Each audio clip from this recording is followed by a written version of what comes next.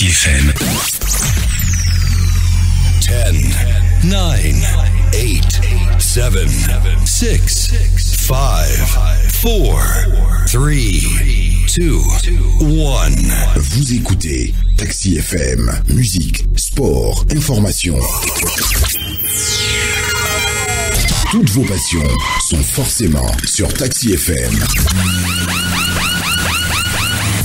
Taxi Presse.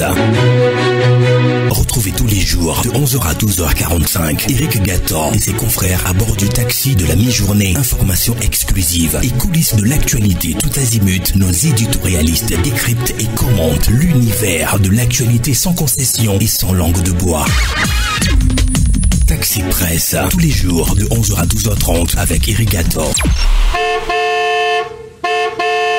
Madame, Monsieur, bonjour. Merci de nous rejoindre sur Radio Taxi FM Lomé. Taxi Presse de ce mercredi, c'est avec Tchakala Alerou, le patron de l'hebdomadaire Courrier de la République, et Isidore Akolor, le patron de l'hebdomadaire Actu Express. Avec eux, nous reviendrons bien entendu sur la politique togolaise et les derniers développements de l'actualité, les périples du chef de l'État ces derniers jours donc au Nigeria et à Abidjan. Que de commentaires dans l'opinion. On reviendra sur le sujet et sur bien d'autres traités par les confrères journalistes. Mais d'abord, une idée des journaux qui sont dans les kiosques ce mercredi. Il y a le quotidien Liberté, le confrère qui parle de l'organisation forcée des législatives. Les derniers espoirs de Fort Gnassingbé et du RPT Unir douché. Jean-Pierre Fabre qui déclare « Cette sortie d'Alpha Condé vient clore ce débat ». Vous lirez l'article dans le journal à la page 3. Responsabilité sociale des entreprises, des chefs de village dénoncent la pauvreté endémique de leur communauté. Vous lirez l'article dans le journal. Et puis un autre qui concerne donc l'université de Lomé. Suspension des soutenances de thèses de doctorat à l'UL d'Odji Kokoroko résolument devenu un problème pour l'intelligentsia togolaise, écrit le confrère Liberté. Il y a le Patriote, 31e sommet de l'Union africaine. Le Togo continue de s'affirmer sur la scène internationale en prenant la tête du Conseil de paix et de sécurité de l'Union africaine. Ce qu'il faut retenir de la rencontre de Nouakchott, le journal nous le propose à la page 3. Et puis polémique autour de l'organisation des législatives avant fin novembre 2018. Alpha Condé siffle la fin. Vous lirez l'article dans le journal Le Patriote. Il y a le Libéral. Le confrère qui revient sur l'examen de fin d'année. C'est parti avec le BEPC. Inondation et risque de choléra. Le ministère de la Santé tire la sonnette d'alarme. Le confrère en parle.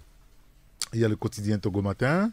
Dialogue inter-togolais, Charles Kondi Agba de déclarer « Le président Condé pense qu'il faut quand même des élections ». Vous lirez l'article. Et puis, fermeture de la morgue, morne décision, tant d'inquiétude, écrit le confrère Togo Matin, qui parle aussi des examens de fin d'année. Les candidats au BEPC ouvrent le bal cette semaine. L'article est découvert dans le journal Togo Matin. La manchette avec le prix de l'entêtement et du courage fétiche, coulisses de la République, fétide, excusez-moi, coulisses de la République, les vraies raisons de Fort chez Bouhari. Vous lirez l'article dans le journal. Et puis, l'État et son administration, concessionnaire et gestion, transparence zéro, hôtel 2 février, visite guidée de la nébuleuse. Et puis, le diocèse de Palimé, on en reparle avec la manchette, Monseigneur Benoît Alonou et le père Yves-Paul Azaglo devant les tribunaux, dit le journal, donc la manchette. Il y a le quotidien Forum de la semaine qui parle aussi de l'Union africaine, le Togo à la tête du Conseil de paix et de sécurité. Législative prochaine, Alpha Condé, on ne peut pas repousser les élections ad vitam aeternam. C'est le morceau choisi par notre confrère, qui parle aussi de la crise politique avec Charles Kondi Agba. Notre souhait à unir est que nous puissions arriver à un consensus pour aller à des élections qui puissent départager tout le monde. Vous lirez l'article dans le journal. Le confrère revient également sur l'extraction minière au Togo. Les chefs cantons des communautés hautes des multinationales haussent le ton contre la misère faite à leur population. Vous lirez l'article dans le journal Forum de la semaine. Le Messager, sommet de l'Union africaine. Fort Gnassingbé aux côtés de ses pairs pour parler corruption en Afrique. la direction du Conseil de paix et de sécurité confiée au Togo. L'article est à découvrir dans le journal Le Puy Crise politique au Togo. Les agitations stériles autour de la sortie du président Condé. Illusion et naïveté quand vous nous tenez. Écrit Bouraïma Tchaboré ce matin dans son journal Le Messager. Il y a aussi la lanterne, le confrère qui revient sur le mécanisme incitatif de financement de l'agriculture. Encore un machin pour susciter des espoirs déçus auprès des paysans togolais, clochardisés par la misère. Comme tous les Togolais, Gilbert Bawara ne souhaite qu'une issue rapide à la crise que traverse le Togo. Pourquoi lui jeter la pierre, se demande notre confrère. Vous lirez l'article dans le journal La Lanterne. Tingo Tingo parle aussi de liberté d'expression en danger à Vaughan. Les jeunes de l'ANC intimidés par une autorité locale, rappelle notre confrère. Le confrère qui parle également de l'incendie criminel et crapuleux dans le Vaud, qui a mis le feu à la résidence du préfet. Vous lirez l'article dans le journal Tingo Tingo. Vous n'aurez pas les noms quand même de ces personnes. La dépêche, 4e round du dialogue intertogolais, les facilitateurs mettent la pression. Alpha Condé jette le pavé dans la mare. Vous lirez l'article dans le journal. Et puis, le 242e anniversaire de l'indépendance des États-Unis. Washington soutient les efforts de la CEDEAO, écrit notre confrère. Le journal qui parle également de la crise togolaise avec la visite de Faure Gnassingbé au Nigeria la semaine passée. Que se sont dit Bouhari et Faure à Kachina? C'est une interrogation. Je poserai d'ailleurs la question à mes confrères tout à l'heure. Et puis, le journal de la bonne humeur, le journal Sika, avec une caricature liée donc à Fils Togolais des recettes. Quand impôt va tuer tout le monde, on va voir où M. OTR va encore prendre impôt. Ouais. Vous lirez le reste dans le journal Sika, l'éditorial aussi de Girard 800 ce matin. Le problème togolais en réalité est un problème d'idéologie, a-t-il écrit. Voilà, dans les kiosques donc ce matin, outre Sika, vous avez la dépêche, il y a le journal Tingo Tingo, la lanterne aussi dans les kiosques, le quotidien Liberté, le quotidien Forum de la semaine. Vous avez le Messager également qui est dans les kiosques.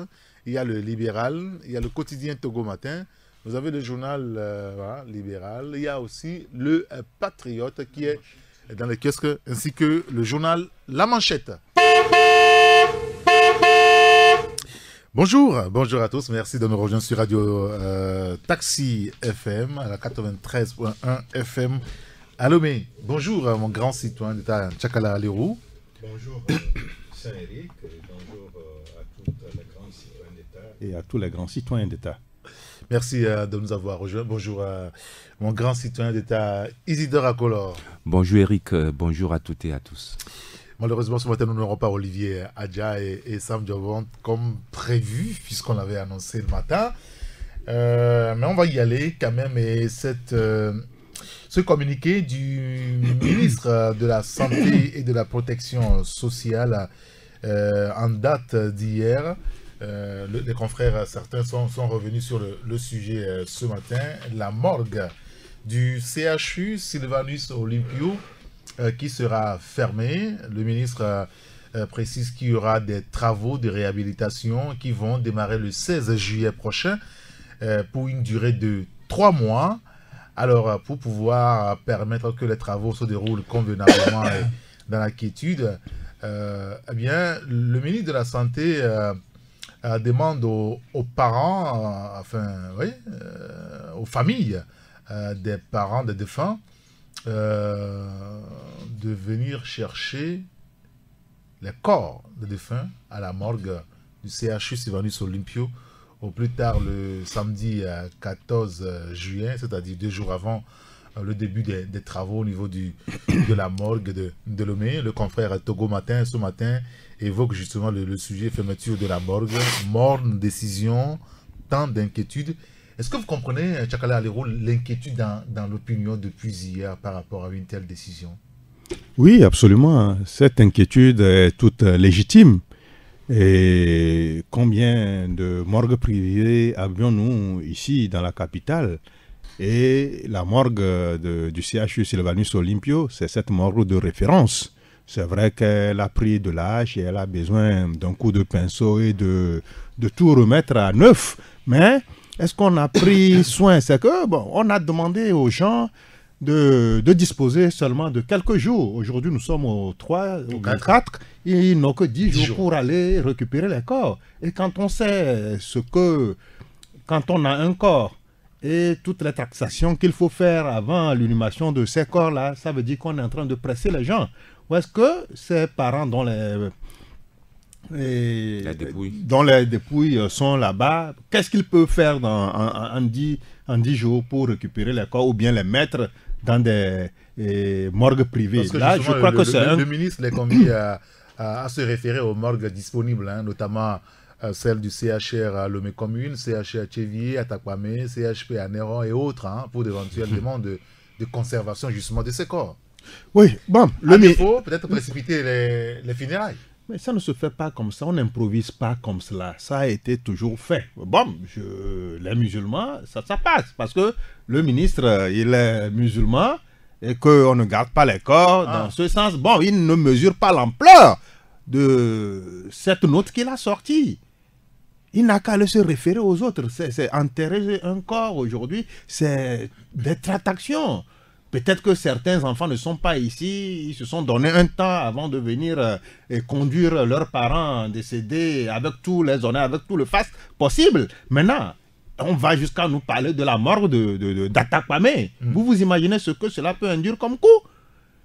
À Atakpamé, déjà, il y a toute la région des plateaux qui vient quand même mettre. Maintenant, si on doit encore prendre les corps de Lomé pour attaquer ou bien les corps de Lomé à Tchévier. C'est des milliers de corps qui sont ici. Milliers de corps qui sont ici. Je crois que c'est un casse-tête et j'aurais souhaité quand même qu'en lieu et place de cette solution intermédiaire qui ne tient pas la route, on puisse quand même construire karma, une morgue quelque part et là on pourra dire, parce que ça a vieilli. Ça a vieilli, ça ne tient plus, ça a vieilli, on construit une morgue karma quelque part et là pour retaper celle-ci, les gens n'auront même plus à réfléchir par deux fois. On sait qu'on leur a proposé une solution quand même juste et responsable et raisonnable. Parce qu'aujourd'hui, on ne propose pas de solution, mais on demande aux gens d'agir. D'agir, d'aller à de choses, de se référer à Kwalimé, à Takwame, à Chono. Non. Je crois que cette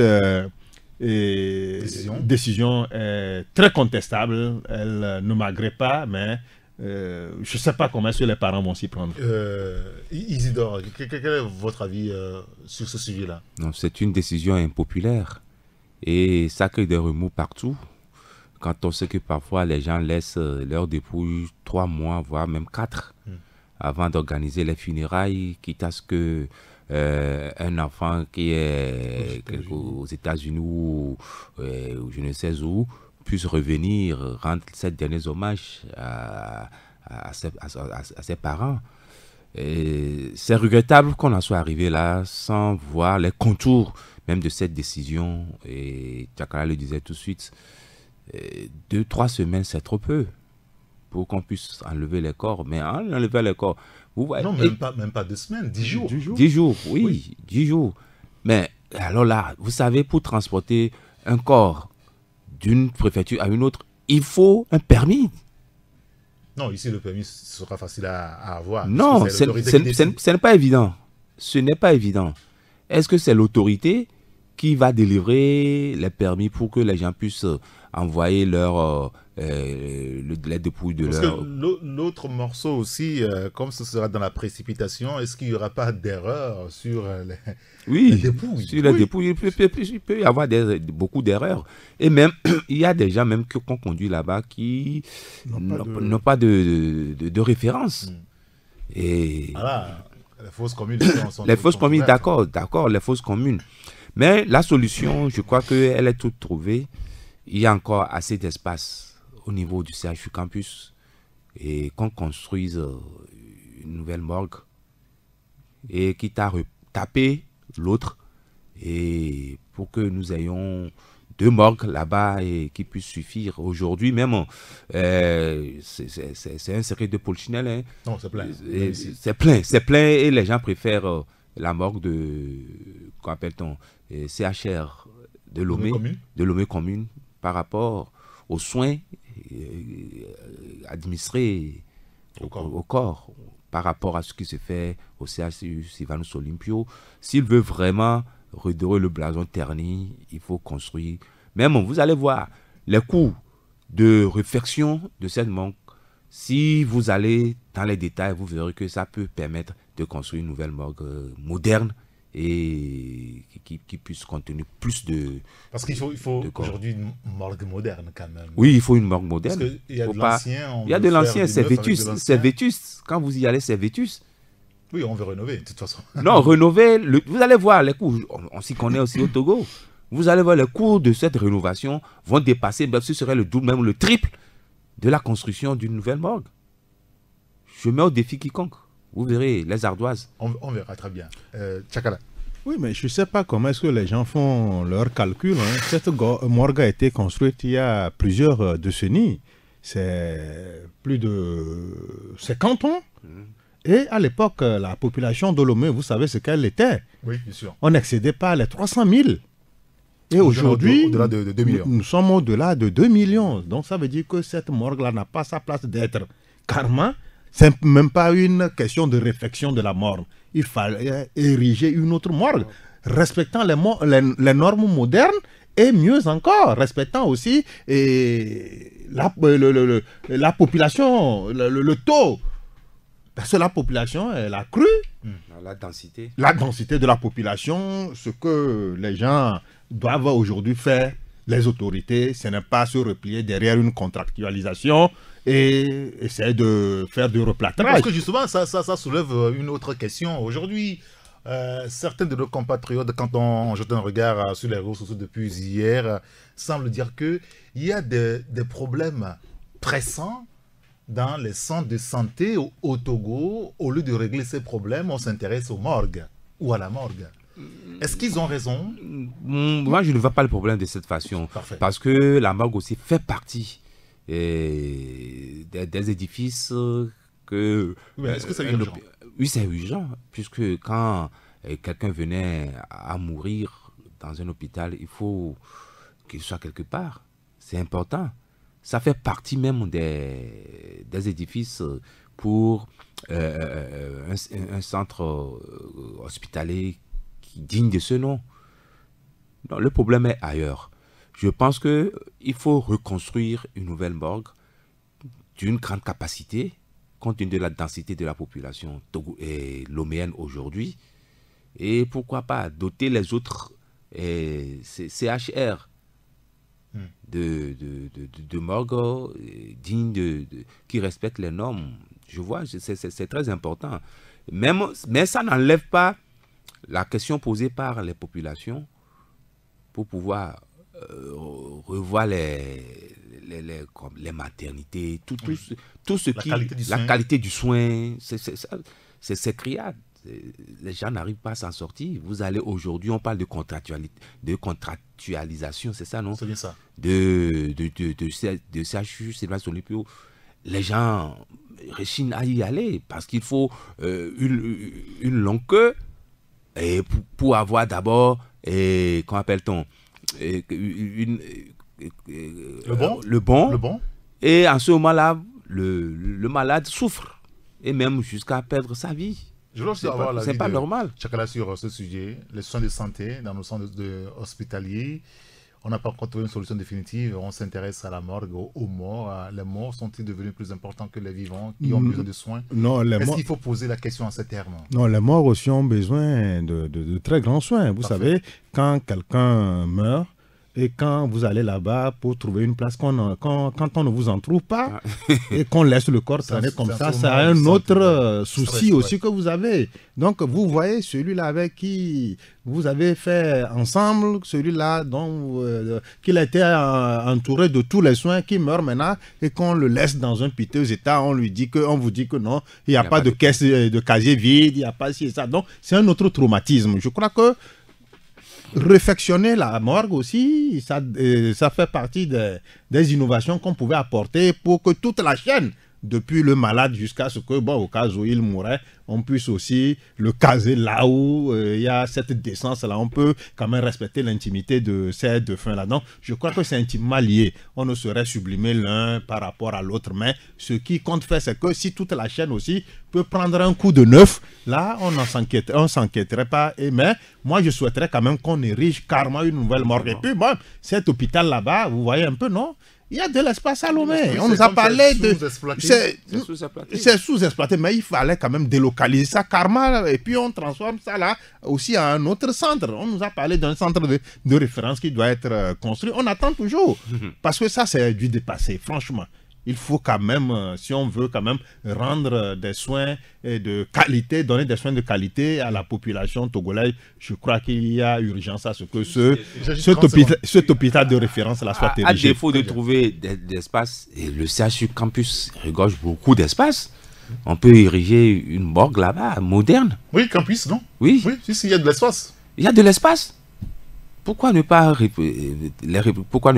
tendre les réflexions vers là? Monsieur, merci beaucoup. Avec mes confrères Isidore Akolor, le patron du journal Actu Express, et Tchakala Alirou, le patron du journal Courrier de la République. Je voudrais avoir votre avis sur l'année scolaire. Vous savez que ça a été fortement perturbé. Les examens ont démarré hier avec le BEPC. Ça augure quelque chose de bon? Oui, ben, on ne pensait pas que l'année scolaire irait jusqu'au bout, au point même que les jeunes frères, nos enfants, puissent passer leurs différents examens. Ça aurait été une catastrophe, vu les investissements des parents si l'année scolaire avait été décrétée blanche. On l'a frôlé de très près, mais bon, Dieu merci. Les élèves vont composer, mais dans quel état d'esprit, dans quelle situation? Une année scolaire, elle est censée durer 9 mois. Et les élèves ont été formatés dans ce sens. Les parents aussi ont dû faire des prévisions en tenant compte des 9 mois. Mais aujourd'hui, qu'on joue à une prolongation, bon, là n'est pas le très grand problème puisque les examens auront lieu. Mais c'est la rentrée prochaine qui va faire problème. Les parents n'auront aucune chance de souffler. Les élèves non plus, parce que certains n'auront même pas un mois de vacances, parce que la rentrée va reprendre le 24. Donc, oui, c'est septembre le 24. Donc, c'est cette improvisation que nous avions toujours dénoncée. Quand tout s'y prête encore, il faut essayer de rapprocher les points de vue. L'année écoulée, nous avions dit que non, il était de bon aloi que les autorités en charge de l'éducation et les syndicats et parents d'élèves essaient quand même de rapprocher leurs points de vue pour qu'on ne connaisse pas les désagréments qui ont toujours émaillé les rentrées scolaires. L'année scolaire même, malheureusement, on a croisé les bras, on était là en spectateur, en bon spectateur, et maintenant qu'on y est, on a dû passer par la césarienne pour que l'année scolaire arrive, mais aujourd'hui, c'est un casse-tête. C'est un casse-tête. Est-ce que les résultats seront bons? On ne le sait pas, mais ce qu'on peut dire, c'est de souhaiter de très bons examens à ceux qui sont en train de composer. Mais les perturbations seront notoires. Vraiment. Ça risque de faire des dégâts, oui. On aura des effets, forcément. Oui, je prends là où il a chuté. Moi, je ne pense pas que les résultats seront catastrophiques. Et il y a déjà des cas d'école.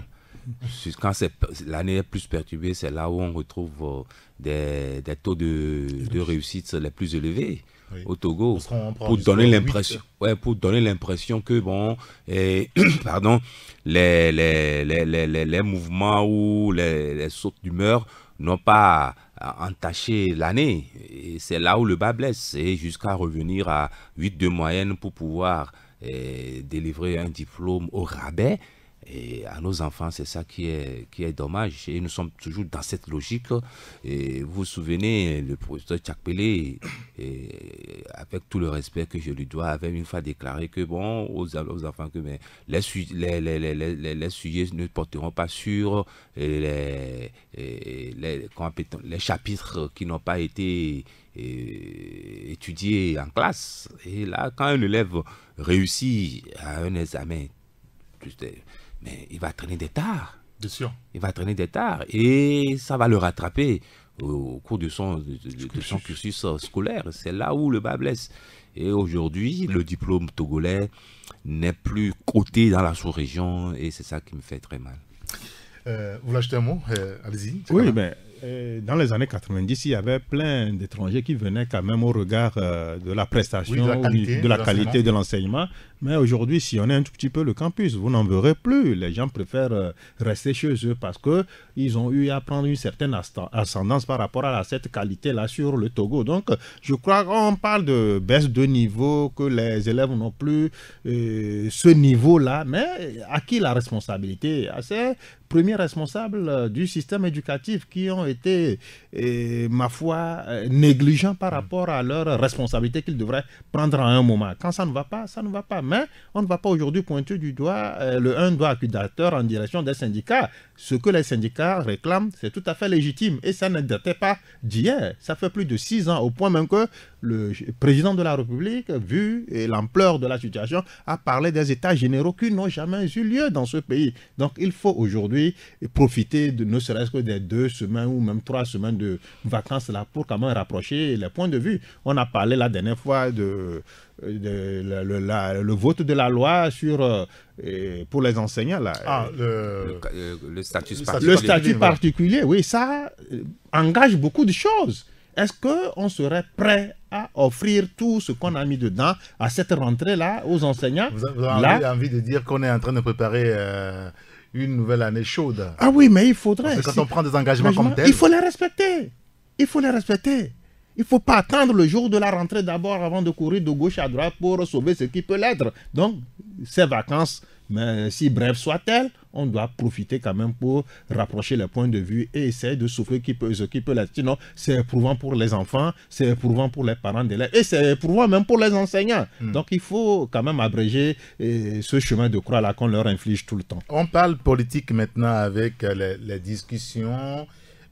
Tout le Togo est dans l'attente quand même de la décision de la conférence des chefs d'État de la CEDEAO. Cette réunion aura lieu à Lomé le 31 juillet prochain, c'est-à-dire la fin de ce mois.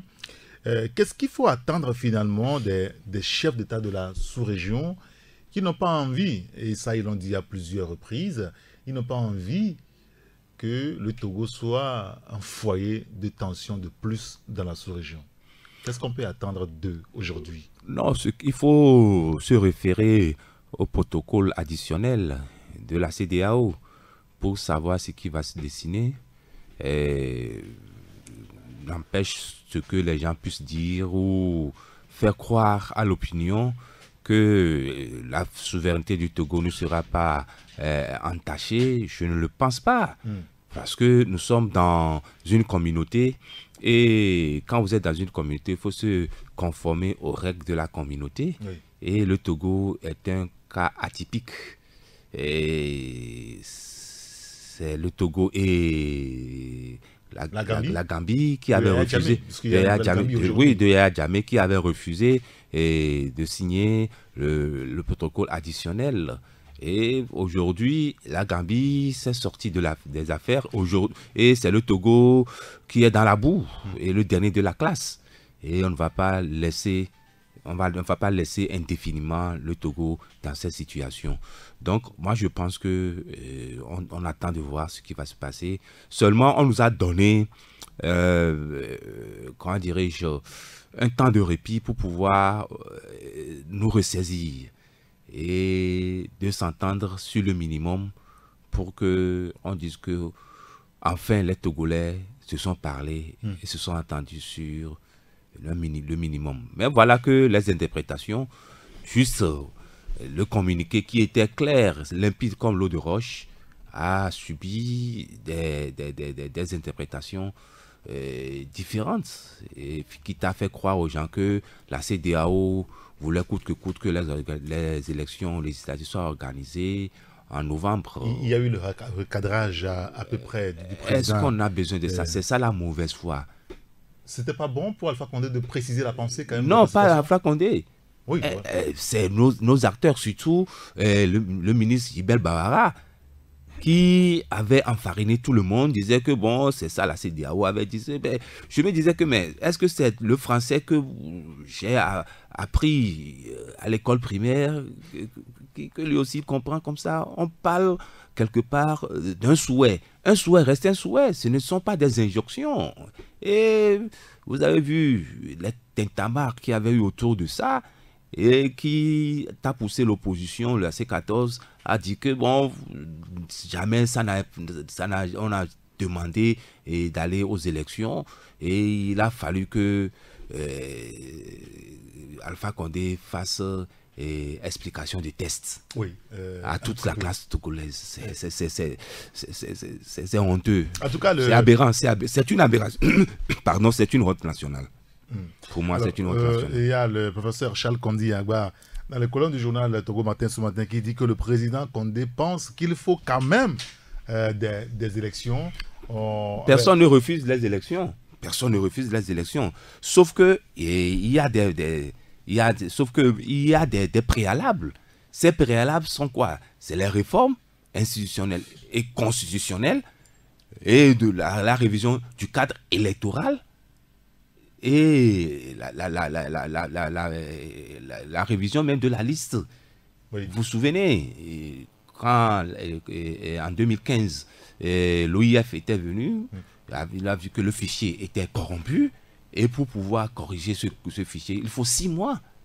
Mais les acteurs à l'époque se sont entendus quand même pour aller. Je n'en disconviens pas. Et donc, je n'en disconviens pas. Quand on sort ces élections, on ne peut plus se plaindre par rapport au fichier électoral. Non, si on veut faire les choses dans le respect des règles, on ne peut pas nous dire d'aller aux élections à 4 mois, alors qu'on sait que pour apurer ce fichier électoral, il faut 6 mois.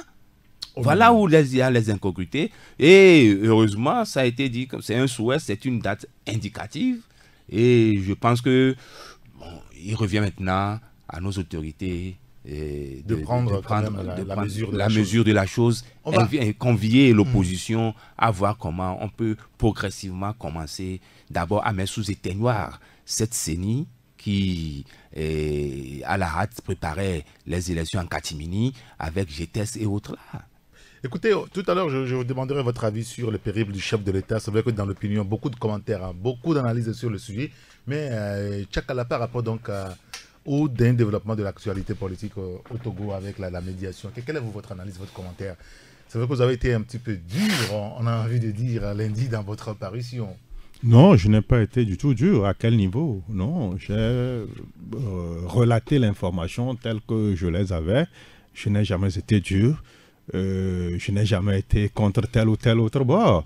Moi, quand un camp fait c'est pas bien, je pointe le doigt accusateur en direction de ce camp. Donc, vous parlez d'une obsession maladive à unir par rapport aux élections. Oui. Aujourd'hui, Alpha Condé dit nous n'avons jamais demandé qu'on aille aux élections. Nous souhaitons le mieux pour notre pays.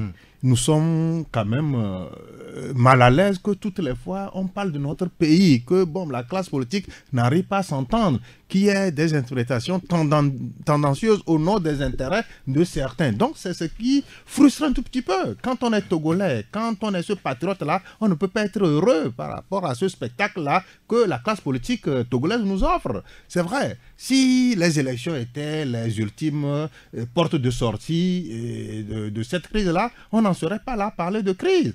On a connu depuis la signature de l'accord politique global à combien d'élections les Togolais n'ont-ils pas été conviés. On est allé, mais pour autant, la solution n'est pas là. Ça veut dire que le mal togolais est profond. Et aujourd'hui, ceux-là qui pensent qu'il suffit seulement d'aller organiser les législatives et que les autres prennent pas là, ça serait la potion magique qui viendrait quand même rapprocher les points de vue des uns et des autres. C'est tout faux.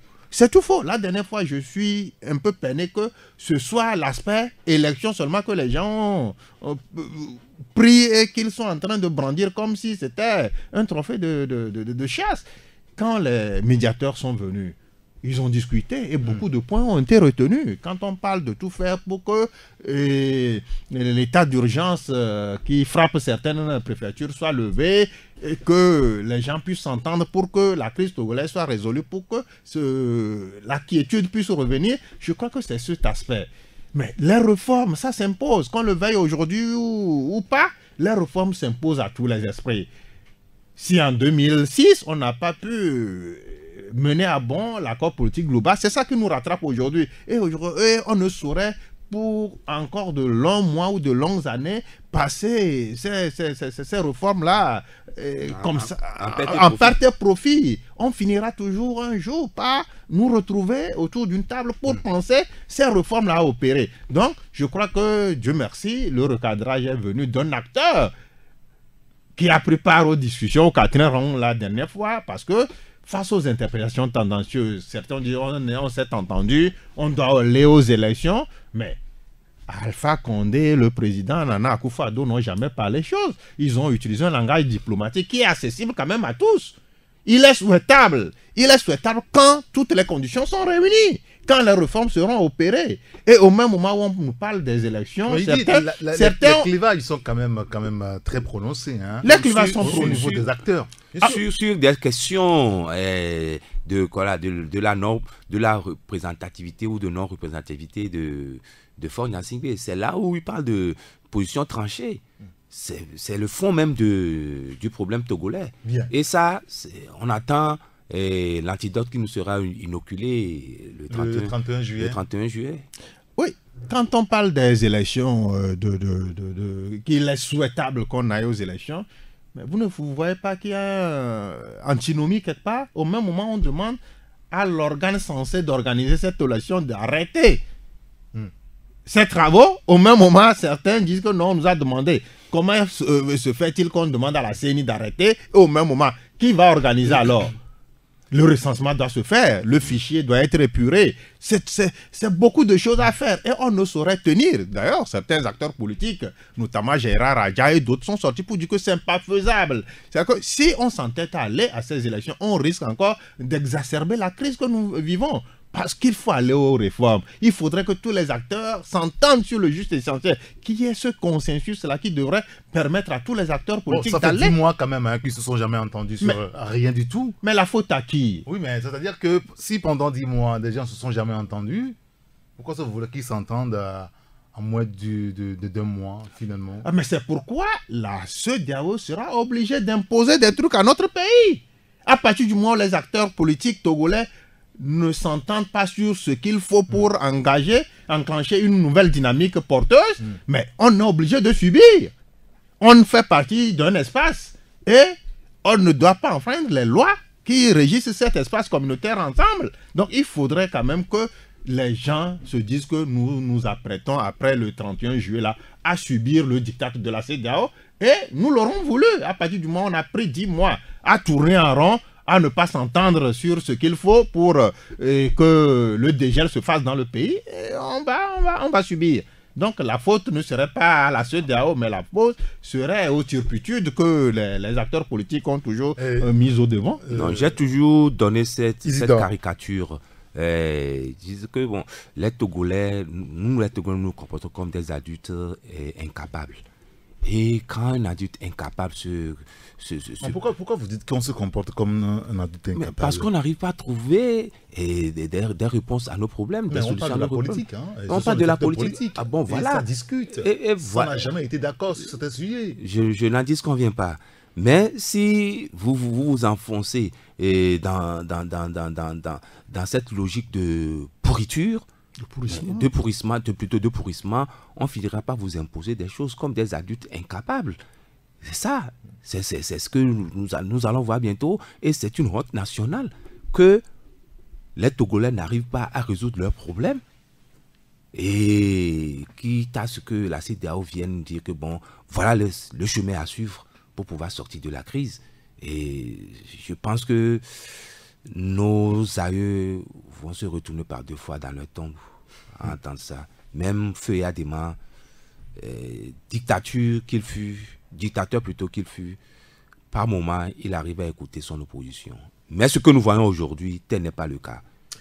Alors, Faure Gnassingbé, le fils qui est au pouvoir, a quand même amorcé ces derniers jours des déplacements au Nigeria et puis en Côte d'Ivoire, et beaucoup de commentaires dans l'opinion. Il y en a, quand vous lisez, ça prête à sourire. Est-ce qu'il a le feu au cul, comme on dit? Oh, lui seul sait ce qu'il poursuit ou bien ce qui le poursuit. Parce que vous avez dit qu'il a été convoqué au Nigeria par Buhari. Oui. Mais il n'est quand même pas le sous-préfet de Buhari pour être convoqué.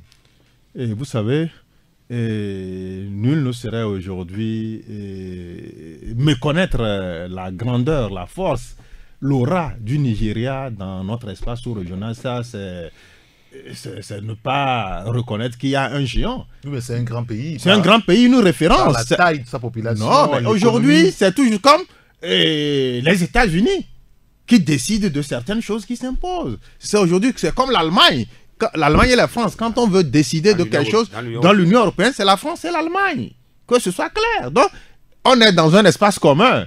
Tous les pays se disent indépendants, mais parmi tous ces pays, on dit, mais les moutons se promènent ensemble, mais ils n'ont pas le même prix. C'est le cas. Le Nigeria, quoi qu'on dise, c'est un géant. Nous ne sommes pas les premiers à le dire. Là, hier, même Boabouvia a fait cas de ce géant-là, qui est quand même ce gendarme de la sous-région. Donc, la dernière fois, il y a eu des discussions ici, le quatrième round des discussions, patronné par les présidents Condé et Nana Akufo-Addo. Et quand ceux-ci sont partis, naturellement qu'ils doivent rendre compte à certains chefs d'État, notamment le Nigérien, ils l'ont dit. Et le Nigérien Muhammadu Buhari. Et aussitôt, parti de notre pays, vous avez vu tout ce que les gens ont fait de se communiquer, les interprétations. Donc, face à cela, il va falloir quand même qu'on écoute quelqu'un. On écoute celui-là qu'on a appelé, et tenez-vous bien, le président togolais même était à l'hôtel 2 février, appelé par ses pairs. Parce que quand il s'agit de débloquer une situation. Pour débloquer des situations. Parce que quand il s'agissait de prendre certains actes par rapport à ce round, certains ne voulaient pas prendre leurs responsabilités. Que ça là, on ne doit pas le faire. Et le président togolais est arrivé, et Dieu merci, on a pu déblayer le terrain. Et c'est tout heureux pour nous. Et on l'a appelé pour voir qu'est-ce qu'il en est. Et quand le président togolais allait là-bas, il a dit que non, le pouvoir et la classe politique de l'opposition se sont entendus et qu'ils devraient aller aux élections, que le peuple devra quand même trancher entre les différentes parties. Mais le lendemain ou bien le surlendemain après, c'est le président Condé qui montait au créneau pour dire que ah non, ils n'ont jamais décidé. C'est-à-dire que Faure Gnassingbé, vous, selon ce que vous dites, a donné une mauvaise information à Buhari. Mais qu'est-ce qui a fait sortir Alpha Condé de son camp? Mais qu'est-ce qui a poussé alors l'autre là à ce recadrage? C'est que quelque part, on est en train de mal interpréter ce qu'ils ont fait.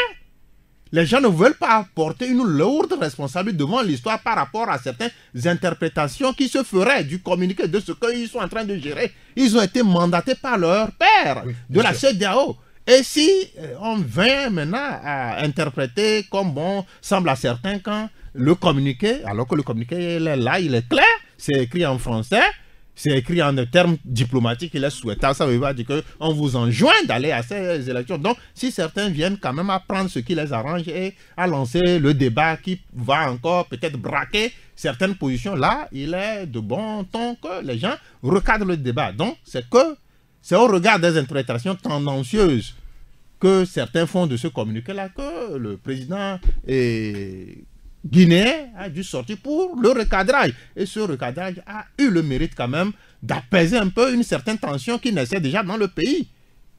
Vous voyez un peu. Est-ce que Faure Gnassingbé est dans l'œil du cyclone? S'il commence par approcher encore plus ses pairs de la sous-région, c'est vrai qu'il est le patron actuel de la conférence des chefs d'État de la CEDEAO. Jusqu'au 4 juin dernier, donc c'est une prorogation qu'il est en train de jouer. Et non, la lecture que moi j'ai de la chose, c'était une opération de champ qui n'a pas marché. Et ça, j'ai toujours à le dire, c'est pas au risque de me répéter, c'est toujours l'hypothèque du 13 janvier 63 comment dirais-je, qui fait freiner l'élan démocratique au Togo. Et cela, la France joue un rôle très capital. Pourquoi? Posez-vous la question, pourquoi Faure Gnassingbé devait se rendre chez Buhari quelques heures avant l'arrivée de Macron? Une coïncidence? Ce n'est pas une coïncidence. Très bien. C'est la géopolitique. Je vous redonnerai la parole. Taxi FM 93.1. Président, on parlait de la visite du chef de l'État au Nigeria. Pour vous, avec surtout quelques jours après la visite d'Emmanuel Macron, pour vous, Quelques jours avant. C'est-à-dire Faure Gnassingbé est allé. Oui. Après, il y a Oui, Macron oui. qui est venu. Ouais, vous, oui. c'est pas de la coïncidence. Hein? Non, pas du tout. Il faut lire à travers les lignes, et entre les lignes plutôt. Et je crois que c'est sur instruction qu'il est allé voir s'il peut amadouer le général Boari. Comment Ah, amadouer le étant- général Boari? Ah oui, vous vous souvenez les discours quand Boari avait dit que l'alternance n'est plus à négocier dans la sous-région. Vous avez vu les sorties, ou pas les sorties, mais les commentaires qui ont eu cours. Et au point même de vilipender le président nigérien. Mais qu'est-ce qui coûte aujourd'hui pour qu'on aille le rendre visite? Et on parle de visite de travail, d'amitié. Voilà l'expression, ce qui nous a été servi. Mais est-ce que vous avez suivi les extraits des déclarations de Faure Gnassingbé? Oui, en anglais, oui, bien sûr. En anglais, oui. Et quand vous décryptez, vous allez comprendre qu'il était allé pour d'abord dire que, bon, au Togo, on finira par s'entendre sur les élections et que, bon, il n'y a pas grabuge et les réformes seront opérées et que, bon... Ça, c'est de la pure vérité, non? On finira pas s'entendre. On finira par s'entendre. Oui. Mais depuis que la crise a commencé, est-ce qu'on a pris des dispositions pour qu'on s'entende, ou on était allé ameuter l'opinion internationale pour qu'ils viennent à la rescousse? Depuis le 19, j'étais de ceux qui disaient que, comme Alpha Condé a su le faire, Faure Gnassingbé aurait appelé son opposition et discuté. Au lieu d'aller d'avion en avion, entre deux avions, pour ameuter la communauté économique de l'Afrique de l'Ouest pour venir à la rescousse. Voilà, là où nous en sommes. Et les décisions vont sortir. Donc, il est en train de faire une opération de charme et baliser le terrain avant que Macron ne vienne dire que, bon, c'est notre élément, il faut faire tout pour ne pas le bousculer. Et les Togolais finiront par s'entendre et nous allons encore tomber dans les travers. Il faut interroger l'histoire du Togo. Je le disais tantôt en sourdine que, bon, c'est l'hypothèque du 13 janvier 1963. La France, s'il y a alternance au Togo aujourd'hui, la France crée pour ses intérêts. Et surtout, Ah bon? pour ses intérêts géopolitiques. Jusqu'à présent, est-ce qu'on a déclassifié le dossier Sylvanus Olympio? Non. C'est ça l'intérêt de la France? C'est l'intérêt de la France. Qui a fait le coup d'État? Qui a tiré sur Sylvanus Olympio? Je ne vois pas l'intérêt véritablement par rapport au fait qu'on n'aurait pas déclassifié l'assassinat, le dossier sur l'assassinat du chef de Togolais. Vous pensez que c'est pour rien que le régime Gnassingbé a bénéficié d'une largesse de la France, des protections et de la couverture de la France plus de 50 ans? Ce n'est pas pour rien. Ce n'est pas pour rien. Mais vous avez toujours dit qu'aujourd'hui, Faure Gnassingbé n'est plus protégé par la France, véritablement. Je ne l'ai jamais dit. Si d'autres le disent, moi je dis que... Il est toujours sous la protection il de la est France. toujours sous la protection de la France. Même si on veut nous faire croire que ce n'est pas ça. Moi je dis que l'intérêt de la France est toujours en jeu. Au Togo, le Togo est un petit pays, mais qui a un intérêt dans la sous-région. Et la France ne veut jamais lâcher. Moi, je dis que c'est un incident de parcours. Nous sommes aujourd'hui dans le giron de la France. Nous étions un pays, une colonie allemande. Et nous n'avons jamais digéré la colonisation française. Et ça, la France ne nous a jamais pardonné ça. Même nous, les jeunes générations qui n'avaient pas connu cette colonisation allemande, nous sommes toujours... nous avons encore des remords pour que nous retrouvions encore... les Allemands, non seulement les Allemands, le rayonnement du Togo, Moustan colonie, vous vous souvenez, la colonie modèle. Ce n'est pas pour rien parce que les Togolais sont des travailleurs et nous sommes un modèle dans la sous-région. Aujourd'hui, voilà là où nous en sommes. C'est pourquoi... Pas la faute de certains? par la faute de certains, par la complicité de certains, par la couardise de certains qui ont pris en otage tout un peuple togolais. Et c'est ça la triste réalité, jusqu'à ce que la France ne trouve quelqu'un pour protéger ses intérêts. Je vous poserai la même question qu'aux confrères cette semaine. Comment est-ce que vous voyez l'issue finalement de cette crise, Tchakala Léo? C'est aux Togolais de décider. Non, cette crise, quoi qu'on dise, on va arriver à la résoudre.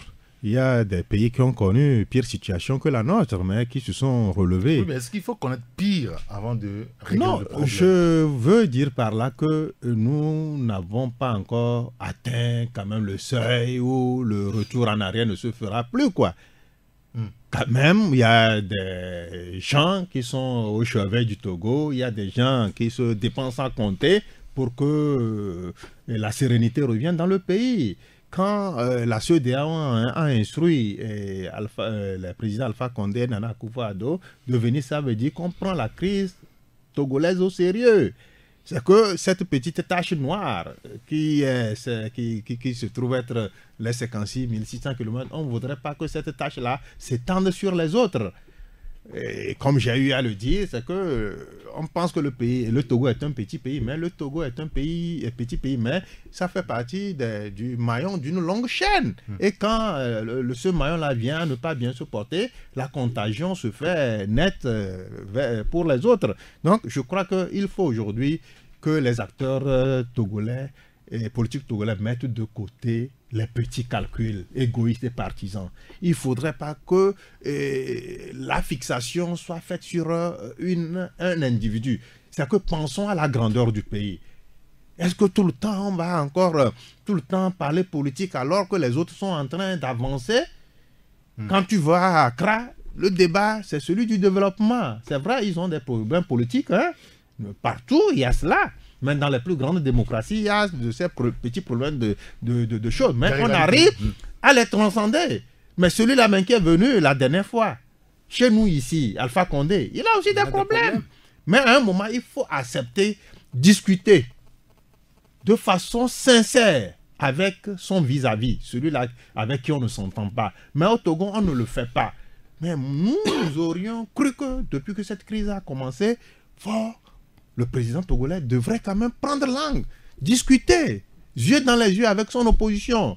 Mes chers, nous avons quelque chose de commun, c'est le Togo. Qu'est-ce qu'on doit faire? Les gens vont avancer ce qu'il y a lieu d'avancer. Mais on ne le fait pas. Si, au niveau de la Guinée, la tension s'est un tout petit peu apaisée et qu'il y a la sérénité qui est revenue, c'est parce qu'à un moment, on n'a pas mis les intermédiaires au devant pour discuter avec l'opposition. Le président Alpha Condé a accepté, rencontré son opposition, ils ont discuté. Les points sur lesquels ils ne s'entendaient pas, ils ont essayé quand même de réajuster et avoir une certaine convergence de points de vue sur ces questions-là. Donc ici, il y a cette méfiance-là. Parce que les petits calculs... Jusqu'à ce qu'on ouvre le gouvernement à ceux qui veulent... de l'opposition. Donc je crois que cette méfiance-là, cette barrière de la méfiance-là, il faut quand même la démolir, il faut la démonter. Sinon, on n'en serait pas l'appui. La roublardise en politique, ça finit toujours par rattraper ceux-là qui s'y donnent à ça. Pourquoi après 13 ans, nous sommes encore là à parler de 12 ans, nous sommes là à parler de l'accord politique, des réformes? C'est qu'à un moment, certains ont estimé que les réformes, ça ne va pas les arranger, qu'ils ont mis sous éteigneur ces réformes. Même malheureusement, ça finit par ressurgir avec une certaine virulence. Il faut aujourd'hui aller à l'essentiel. Il faut régler le problème véritablement. Oui. Je poserai la question pour aller vite maintenant, Isidore. Oui, il faut régler le problème fondamentalement. Et comme je le disais tantôt... Est-ce qu'il y a de l'espoir véritablement? Il y a toujours de l'espoir, il faut vivre de l'espoir. Le 31 juillet prochain, que les Togolais puissent quand même avoir le sentiment qu'on est au bout du tunnel.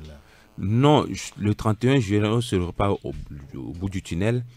Mais on va nous donner une feuille de route, quitte à nous de pouvoir s'y conformer si nous voulons vraiment résoudre la crise qui n'a que trop duré. Et je pense que véritablement la balle est dans le camp du pouvoir. Parce que quoi qu'on dise, ce n'est pas l'opposition, elle a proposé, mais c'est vous qui êtes aux affaires qui prenez des décisions. L'opposition ne peut pas prendre des décisions pour aller dans la gestion des affaires. C'est unique qui est aux affaires, c'est unique qui est redevable vis-à-vis de la gestion du Togo. Donc, oui, et l'histoire est là pour en témoigner. Ce que vous avez pu faire, et vous avez vu, Rawlings, il était là, tout puissant qu'il était, il pouvait s'accrocher au pouvoir avec son armée, mais il a tout fait pour qu'aujourd'hui, le Ghana soit là où il est aujourd'hui. Dans les années 80, mais ceux qui se souviennent, les Ghanéens, est-ce que vous avez encore vu les cireurs ghanéens au Togo? Est-ce que vous avez vu les cordonniers ghanéens encore au Togo? Il y a quelques-uns qui sont quand même là. Non, ça te compte du bout des doigts.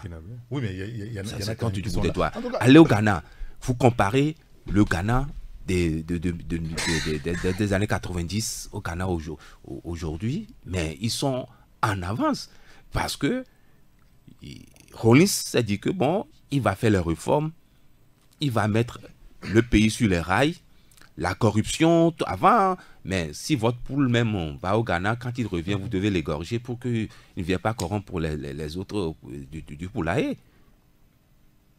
Aujourd'hui, qu'il est corrompu. Non, mais c'est ce qui leur collait à la peau. Aujourd'hui, ils se sont émancipés de ça. C'est des bosseurs. Et Rawlings a fait de sorte qu'il lui disait que les réformes seront opérées, quitte à lui-même s'effacer, et que si le diable incarné même prenne le pouvoir, qu'il se comporte comme un ange. C'est ce que nous voulons pour notre pays aussi. En tout cas, Charles Kondi Agua, dans sa dernière sortie, donc reprise ce matin par la presse, disait que notre souhait à unir est que nous puissions arriver à un consensus pour aller à des élections qui puissent départager tout le monde. On suivra naturellement ce dossier. Je voudrais quand même vous interroger également sur le cas de l'Union africaine. Vous savez que dimanche et lundi, les chefs d'État du continent sont donc rassemblés à Nouakchott en Mauritanie pour parler du continent africain. La corruption, ce sujet est revenu une nouvelle fois. Et puis le développement de l'Afrique. Je posais la question au confrère la dernière fois si l'Afrique est prête véritablement pour son développement. Ils sont unanimes. Non, l'Afrique n'est pas encore prête pour son développement. Mais l'Afrique cherche des moyens. Les chefs d'État du continent cherchent des moyens pour développer le continent. Vous devez appeler à l'Union européenne de nouveau. Non, on a créé... C'est beaucoup d'argent. Non, l'Union africaine est à l'image de nos pays respectifs. Et quand on prend nos pays respectifs avec tous les problèmes qu'ils ont et qu'on les superpose au niveau du sommet, ça ne peut que donner la même chose. On ne se retrouve pas, l'Union africaine ne se retrouve pas. Pourquoi? Parce que la base n'était pas saine. L'Union africaine n'a pas été bâtie sur une certaine sincérité, sur une certaine volonté de soustraire cette union-là de l'emprise occidentale. Mais quand vous prenez le fonctionnement de l'Union africaine, c'est l'Union européenne. Le siège même de cette organisation dite continentale, c'est la Chine qui nous l'a offert. Donc, vous comprenez un peu que nous ne sommes pas donnés les moyens pour assumer cette indépendance de cette institution-là. C'est vrai, on est prêt pour le développement. Je dirais non. Tant qu'on ne luttera pas contre la corruption, quand on ne luttera pas contre le gaspillage systématique. Comment ça se fait que depuis des années, on chante la lutte contre la corruption et que personne n'arrive à boucler cette lutte? Mais les institutions qu'on crée pour lutter contre les choses, là, c'est des enjoliveurs. C'est pour flouer une certaine opinion. Vous créez dans un pays qui a la corruption, qui a ci et ça, mais... Ceux-là qui incarnent même la corruption disent, mais si on va créer une institution pour les soulager, pour peut-être leur donner un peu de consolation, on le fait. Mais réellement, ces institutions ne fonctionnent pas comme et ailleurs on voit des institutions fonctionner, attraper ceux-là qui s'adonnent à ces vilainies-là. Mais d'ailleurs, ici on a créé une haute cour de lutte contre la corruption. Mais bien sûr. Même là, le local où même les gens qui incarnent cette institution doivent travailler, on a fallu suer au et sang avant qu'on leur trouve un local. Ça veut dire que on a fait ça seulement parce que les gens l'ont réclamé, les gens l'ont voulu. Mais la sincérité, pour donner une certaine force à cette institution pour qu'elle fasse son travail, on n'a rien à cirer de ça. Donc la mobilisation qu'entend faire l'Union africaine aujourd'hui pour avoir de l'argent et quand même s'autosuffire, c'est voué à l'échec? Oui, mais on parle de 400 millions, oui, bien, 400 millions oui, de dollars pour 2 ans, d'ici 2020, pour consacrer l'indépendance, l'autonomie financière de la chose. Mais ma foi, c'est qu'en 4 pays du continent qui ne peuvent pas réunir en moins de 3 ou 4 mois les 400 millions de dollars et qu'il faut un moratoire de choses. Mais autant vendre l'Afrique au PSG. Non, mais comment ça? Non, si. Il faut vendre l'Afrique au PSG. Mais Neymar et Mbappé ont fait plus de 400 millions d'euros. On ne parle pas de dollars, d'euros. Une institution sportive qui a décaissé 400 millions pour 2 joueurs seulement, sans compter les autres. Et maintenant, à l'Afrique, c'est qu'en 4 pays, avec toutes ces richesses, on parle de 2 ans pour réunir 400 millions de dollars. Mais là, ça veut dire que c'est l'échec sur toute la ligne. C'est l'échec sur toute la ligne. 400 millions avec les richesses, avec tous les avoirs que nos dirigeants ont laissés ailleurs, il va falloir qu'on les supplie pour 400 millions. D'ailleurs, heureusement que Kagame est un président visionnaire. Mais en même temps, il ne s'agit pas de leur argent.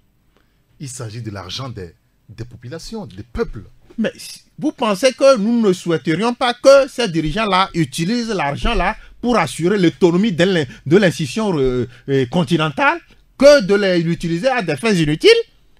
Vous pensez qu'il y a un État, il y a des peuples qui vont se lever pour dire que non, nous enjoignons, ou bien des députés qui vont dire que non, nous ne voyons pas notre pays décaisser sa quote-part pour assurer l'autonomie financière de l'Union africaine? Non, personne ne verrait cela. Plutôt, les gens vont encourager cela. Le gaspillage, tout ce que le continent africain sort vers l'extérieur, si on doit récupérer même le 1% de ces évasions-là, je crois que l'Afrique se porterait mieux. Bien, merci beaucoup à Tchakala Lero, Isidore Akolor. Pourquoi est-ce que l'Union africaine a de la peine quand même à se développer véritablement? Quand on parle de l'Union européenne, on voit quand même tout ce qui l'entoure. Quand on parle d'autres organisations ailleurs, on sent, on voit ce qui se passe. Mais sur le continent, c'est des difficultés. Non, c'est une aberration et un manque de volonté de nos dirigeants, de nos présidents. On peut compter désormais sur Paul Kagame? Oh, c'est pas évident. C'est pas évident. Et il peut donner le ton. Vous savez, l'Union africaine a échoué depuis le départ de Alpha Oumar Konaré, qui a voulu redresser les bretelles des présidents. L'ancien président malien. Un président malien, et qu'il a été vite effacé par Muammar Kadhafi. Et c'est depuis ce temps-là que l'Afrique traîne. Et ce qui est encore aberrant, le siège a été construit par la Chine. Et on nous a dit qu'on est mis sous écoute. Tout ce qu'on disait là-bas, c'est comment appelle-t-on, la Chine qui les écoute. Et notre souveraineté est où? Quand il s'agit de faire avancer les choses, on parle de souveraineté. Mais quand il s'agit de mettre la main à la poche, on ne verra personne. C'est un drame. Et tous sont coupables. Tous les dirigeants africains sont coupables. Et ça ne fait pas honneur. On parle de l'Afrique. Coupable de quoi? De l'assistance à l'Union africaine? De la situation actuelle que vit l'Afrique. Un continent qui regorge de beaucoup de ressources. Et que, comme le disait Feu, le musicien là, l'Afrique est assise sur de l'or et pleure. Et celui qui était mort. Non, c'est pas. Le Togolais là. Je ne vois pas. Mais non, il était mort tout dernièrement. Donc, l'Afrique regorge beaucoup de ressources, mais on n'arrive pas à bien gérer ces ressources. C'est le drame que nous vivons. Tchakala vient de le dire. Et les flux financiers illicites, qui sont auteurs de ces flux financiers illicites, ce sont nos gouvernants. Et l'Afrique est en pôle position des flux financiers illicites. de par le monde. L'argent qui sort de l'Afrique pour les paradis fiscaux et autres là peuvent servir plus de 10 fois la mobilisation qu'ils veulent faire. Mais qu'ils se prennent au sérieux. Qu'ils se prennent au sérieux. Le reste, je pense que c'est une navigation à vue.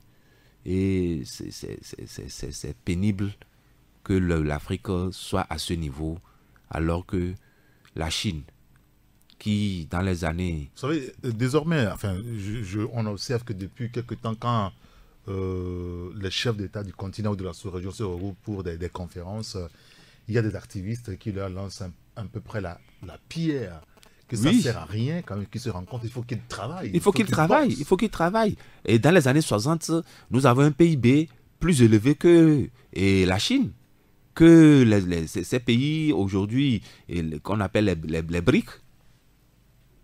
Mais c'est à eux que nous tendons maintenant la main pour pouvoir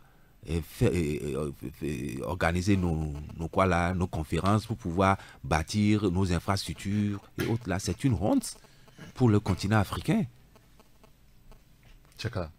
Oui, tant que les premiers responsables de notre continent ne prendront pas leurs responsabilités et se dire que non, mais il est quand même temps qu'on apporte le sourire à tous les fils et toutes les filles de ce continent, rien ne sera fait. Heureusement que Paul Kagame, malgré tous les procès qui lui sont faits, lui au moins il a pensé à une certaine autonomie du continent. Oui, parce que celui-là qui demande est toujours en position de faiblesse. Quand vous voulez, c'est l'humiliation. Quand vous voulez faire si que tout le temps vous avez la main tendue, ça veut dire que vous ne valez pas grand-chose.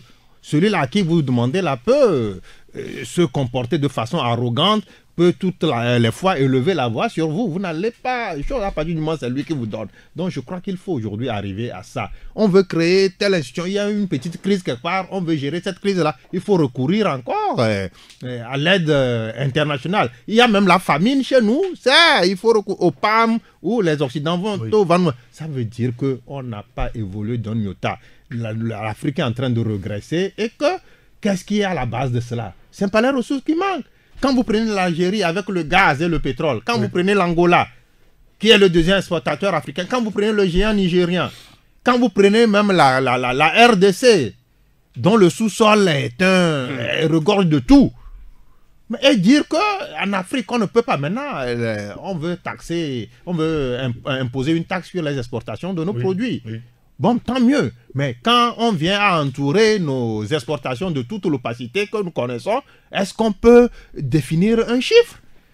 Est-ce que nous connaissons la quantité de phosphate qu'on exporte par an de notre pays vers l'extérieur? On ne connaît pas. Quand on nous dit qu'on a eu 9 milliards par rapport à l'exploitation artisanale de l'or, chez nous, exploitation artisanale, 9 milliards, est-ce que vous avez les chiffres réels? Le fer de Bangeli que les Indiens entre-temps, vous connaissez la quantité qui a été extraite de là. Donc, c'est l'opacité. On peut beau vouloir prendre tel nombre de pourcentage sur nos exportations, tant qu'il y aura cette opacité, tant que les contrats ne seront pas dévoilés au peuple et que les députés ne sauront rien sur ce que ces exportations-là coûtent, on ne peut pas faire des bons quantitatifs. Nous voulons le meilleur pour le continent, nous voulons le meilleur pour le pays. Mais tant qu'on sera en position de quémandeur, de celui-là qui demande toujours, je crois que le continent ne sera pas du tout respecté. La preuve, c'est cette compétition mondiale. Tel que l'Afrique se porte, c'est à ce sort-là qu'on lui a réservé à cette compétition en Russie. Vous parlez du foot. Oui, mais les gens ne se respectent pas. Les gens ne pensent pas à la grandeur du continent. C'est pas la même chose. Ça, c'est le foot. Là, on parle politique et développement. Non, on parle politique et développement. Tout est lié. Vous pensez que... tout est lié à une organisation. Ils ne sont pas organisés. Vous pensez qu'on a traité les autres pays comme on a traité l'Afrique? Les pénaltys qui sont évidents, on a eu à les siffler. Mais nos pénaltys qui sont évidents, on ne les a pas sifflés. Donc, vous comprenez un peu. Ça, c'est un vieux débat quand même de l'Afrique qui se fait tricher tout le temps au mondial. Oui, parce qu'on ne se respecte pas. On n'a pas vendu cher notre continent. J'ai encore 5 minutes. Je voudrais avoir votre avis quand même sur... tout à l'heure, vous évoquez le cas de l'Afrique qui est quand même qui regorge des ressources minières, qui est mal exploitée. Et, en tout cas... aux grandes dames des populations. Ce matin, le confrère Liberté évoque la responsabilité sociétale des entreprises minières. il y a les chefs de village de plusieurs communautés, plusieurs localités qui ont en leur sein des ressources minières qui sont exploitées. Et ces chefs de village dénoncent aujourd'hui la pauvreté endémique de leur communauté. Comment est-ce qu'il faudra comprendre cela, Isidore Akolor? C'est un drame. C'est un drame qui est couvert par nos autorités. Et il y a une convention de l'ITIE qui voudrait que les industries extractives puissent participer au développement des zones dans lesquelles elles sont installées. Oui. Elles sont installées. Mais rien n'y fit. On peut nous dire que bon, on donne quelques subventions à certaines préfectures et que au Togo, je voulais bien parler du Togo, et que c'est un cadre qui se les partage. Je me pose des questions. Pourquoi peut-on en arriver à cette gestion calamiteuse des ressources? Mais est-ce que c'est à toutes les communautés qu'on donne? Moi, je m'en donne pour preuve ce que vit la population de Aglomé 1, Aglomé 2, au niveau des lacs, et plus précisément à Kpémé. Oui. Ça fait des années que moi j'ai fait une enquête où cette population ploie sur le coup des phosphates et des méfaits, des revers de l'exploitation du phosphate. Tous les enfants qui ont 10, 15, 12 ans, vous verrez, leurs dents sont marbrées. Leurs dents sont marbrées, jaunies. Et les vieux qui ont plus de 50-60 ans souffrent de la fluorose osseuse. Et quand les dents sont marbrées, c'est la fluorose dentaire. Et souvent, on leur parle d'arthrose, alors que c'est le fluor qui attaque leurs os après avoir attaqué les dents. Plus de 3 ans ou 4 ans que j'ai publié cette enquête. Et le ministère en charge m'avait appelé, dire que c'est vrai ce que je dis. Oui, c'est vrai que vous en avez parlé. Oui, ici. Alors, ils ont fait l'enquête, ils ont observé, mais ils n'ont rien fait. Donc voilà la responsabilité sociale de ces entreprises, sociétale plutôt de ces entreprises. Et vraiment, c'est un désastre au Togo. Et si ça va se faire avec la complicité de certains cadres, il va falloir les dénoncer. Alors aujourd'hui, quand même, c'est les chefs de village, de ces villages, de ces localités-là qui dénoncent la pauvreté endémique. Il faut quand même le relever. Ces zones, en réalité, doivent quand même bénéficier de l'apport de ces entreprises extractives, mais ce sont des zones extrêmement pauvres. Oui, et le contraste est tout là, c'est l'exaspération. Ils ont attendu, ils ont poussé des cris de gueule, des coups de gueule en direction des premières autorités, mais ces cris-là ont vite été étouffés. Et il faut aujourd'hui quand même qu'on reconnaisse que ce n'est pas de gaieté de cœur que ces chefs traditionnels-là sont sortis pour porter haut le message de leurs administrés. Il y a péril. Mais comment est-ce qu'on peut comprendre qu'une zone extractive qui profite au pays, qui apporte un plus à notre trésor public, et que ces zones-là soient des zones démunies, que ces zones-là manquent de tout, même de l'eau potable, qu'il n'y ait pas de forage, que les gens boivent des eaux que les animaux même ne boiraient pas. Donc ça veut dire qu'il y a un risque. Vous allez là-bas, les bâtiments scolaires aussi, c'est des trucs de fortune. Vous conviendrez avec moi que c'est une exaspération, c'est un ras-le-bol. Ces populations se sentent délaissées à leur trésor. Et il faut quand même y remédier. Ce n'est pas la première fois qu'on donne le ton. Tout ce qu'on engrange, on ne leur dit pas de reverser l'intégralité aux populations de ces zones, mais de consacrer un certain nombre de pourcentages pour le développement de ces localités. Et non seulement ça, la main-d'œuvre qu'emploient ces unités industrielles installées là-bas, on doit aussi donner un quota à ces populations-là, aux jeunes et tout ça là. Mais curieux que cela paraisse, ces jeunes-là sont obligés de quitter leur habitat pour venir en ville chercher un mieux-être. Et les terres censées quand même servir pour l'agriculture, on les prend pour à des besoins d'extraction et les gens n'ont pas les terres fertiles, les gens n'ont pas les bonnes terres et c'est la famine qui se sévit dans ces zones. Donc il faut aujourd'hui quand même que le coup de cœur de ces, de gueule de ces chefs-là soit entendu par les autorités. Je vais donner un autre exemple. Sur l'extraction, vous voyez à Dalavé ou bien à Davier, là où on exploite le voltique. Oui. Oui. Si vous allez là-bas, c'est tout un sinistre. J'avais aussi publié quelque chose là-dessus. Mais vous voyez, il y a l'entreprise qui est installée là-bas ou l'industrie qui est installée là-bas qui extrait l'eau et a donné une fontaine et c'est inscrit l'eau qu'on donne à la population est impropre à la consommation. Non, c'est pas vrai. Allez-y. C'est juste à l'entrée. On a écrit impropre à la consommation. Allez-y vérifier.